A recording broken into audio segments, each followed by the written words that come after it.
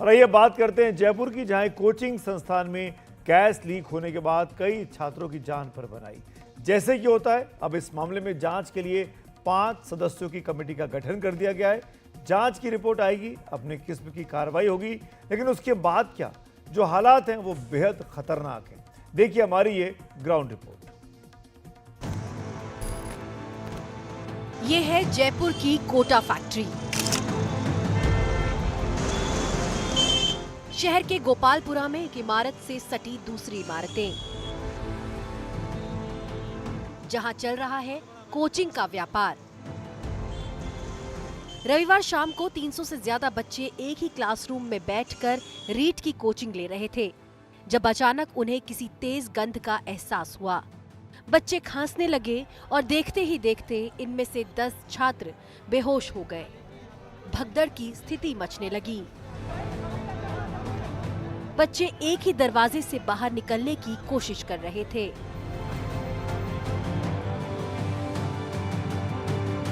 हम उस क्लास में मौजूद थे। सबसे पहले लड़कियों की तरफ से आई सी कुछ अजीब सी स्माइल है, फिर सबको खांसी आने लगी और खांसी आने के बाद सब उठाने लगे, कुछ को चक्कर आने लगा और उसके बाद हम वहाँ से सभी को हटा दिया। अचानक से क्लास के अंदर बच्चियाँ जो थी, बच्चियों का बेंच अलग होता है ना, तो बच्चियाँ बैठी तो खांसने लगी। तो टीचर ने सोचा भाई कुछ खांसी, अभी सर्दी जुकाम का भी मौसम है तो चल रहा है, इस चीज़ को ज़्यादा ध्यान नहीं दिया गया और लगभग 15-20 मिनट तक हम अंदर ही बैठे रहे। फिर पता चला कि थोड़ा बहुत धुआं हो रहा था और बच्चियाँ ज़्यादा गंभीर होने लगी, तो भगदड़ मच गई और भगदड़ से निकल नहीं पाएगा। रविवार शाम शायद एक बड़ा हादसा टल गया, लेकिन यहाँ जिस तरह से नियम ताक पर रखकर कोचिंग का कारोबार चल रहा है, ये लाखों बच्चों की जिंदगी एक खतरनाक खिलवाड़ से कम नहीं। यहाँ भी जिस तरह से ये बैठे हैं और ये स्पेस देखिए कि कितनी कम जगह है जहाँ पर मैं बमुश्किल से निकल पा रहा हूँ। और अगर इसमें कोई ऐसी स्थिति बनती है जहाँ पर दोनों तरफ से निकल करके विद्यार्थी भागने की कोशिश करते हैं, तो फिर क्या स्थिति होगी वो समझा जा सकता है। ये सिर्फ कोई एक कोचिंग इंस्टीट्यूट की बात नहीं है। ऐसा नहीं कि जहाँ की तस्वीर हम दिखा रहे हैं सिर्फ उस इंस्टीट्यूट की बात है, बल्कि जयपुर में जो अलग अलग जगहों पर कोचिंग संस्थान संचालित हो रहे हैं उन सब की कमोबेश यही हालत है। ये दूसरा जो कभी इस्तेमाल नहीं होता है, ये इसकी हालत जो है वो दिखा रहे हैं। ये देखिए आप, ये दूसरा रास्ता ही क्या है, ये रास्ता कब से बंद पड़ा हुआ है, कैसे खुला हुआ है रास्ता, इतनी ब्लॉकेज, इससे कौन निकल पाएगा आप बताइए। तो इनको बोलते हैं कि खाली करवाएं, इसको बनाया हुआ तो है, हमने तो पूरी व्यवस्था करी हुई है, 2 एग्जिट दिए हुए हैं। आपने दिए हुए हैं, लेकिन कोचिंग संस्थान ने उसको फॉलो नहीं किया। उत्कर्ष क्लासेस की इमारत को नगर निगम ने सील कर दिया है। यहाँ एक ही क्लास में क्षमता से ज्यादा बच्चे भरे हुए थे। फायर एग्जिट का भी कोई ठोस प्रावधान नहीं है, लेकिन इतना शोर मचने के बावजूद निगम गोलमोल जवाब ही दे रहा है।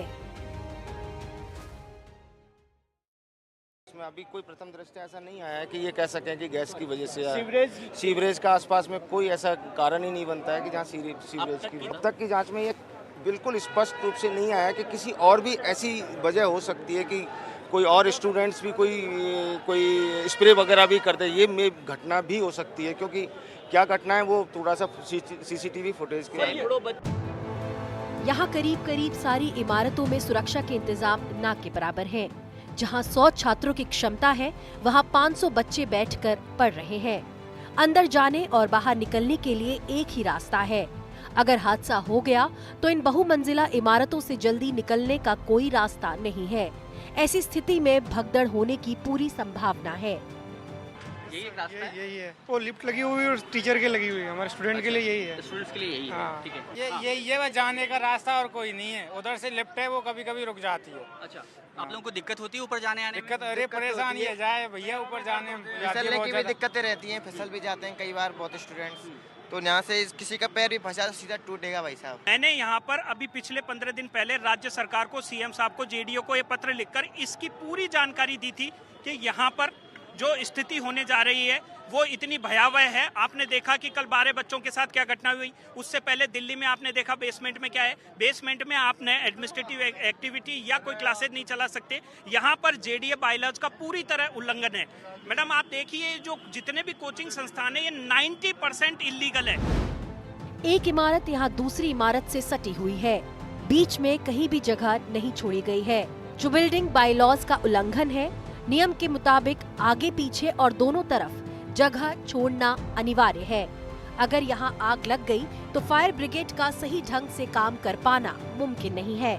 कहीं कहीं तो रास्ते में सामान रखे हुए हैं, यानी एग्जिट पूरी तरह ब्लॉक है। हर बिल्डिंग में बेसमेंट है, इसके लिए परमिशन ली गई या नहीं, ये सबसे बड़ा सवाल है। स्थानीय लोग लंबे अरसे से मुख्यमंत्री से लेकर नगर निगम और जेडीए को चिट्ठियां लिख रहे हैं, लेकिन ये शिकायतें सिर्फ फाइलों में दब के रह जा रही हैं। नॉर्म्स नहीं है और 0 सेटबैक पे बिल्डिंग बनी हुई है, आगे से पीछे से कहीं से भी नहीं है। और अगर फायर फाइटिंग वाले अपनी अगर एनओसी देते हैं किसी भी बिल्डिंग को, तो उसका है ना जो कंप्लीशन सर्टिफिकेट मांगते हैं। यहाँ पे 95% लोगों ने ना तो पट्टे कॉमर्शियल किए थे बिल्डिंग बनाते वक्त, और ना कंप्लीशन सर्टिफिकेट लिया है और ना नक्शा पास करवाया है। लाखों की संख्या में यहाँ छात्र रोज कोचिंग करने पहुँचते हैं। बेसमेंट में चल रही लाइब्रेरी में बैठ के पढ़ते हैं, और ये सारा कुछ प्रशासन की नाक के नीचे चल रहा है।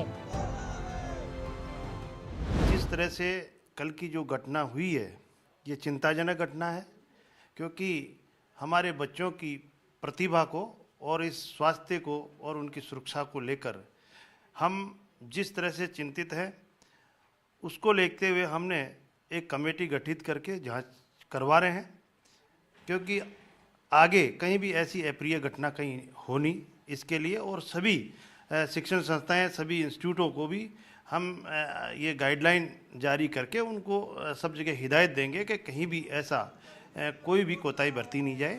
गोपालपुरा की जो ये पूरी सड़क है, यहाँ पर अगर आप एक नज़र घुमा के देखें तो आप देखेंगे किस बड़ी मात्रा में, कितनी बड़ी तादाद में यहाँ पर एक से एक कोचिंग इंस्टीट्यूट सटे हुए आपको नज़र आएंगे। यहाँ पर लाखों की तादाद में बच्चे पढ़ने आते हैं, लेकिन यहाँ पर बिल्डिंग बायलॉज के सारे नियम ताक पे रखे गए हैं, और सवाल ये है कि आखिर इसका जिम्मेदार कौन है। जयपुर से सोमू आनंद के साथ हर्षा कुमारी सिंह, NDTV।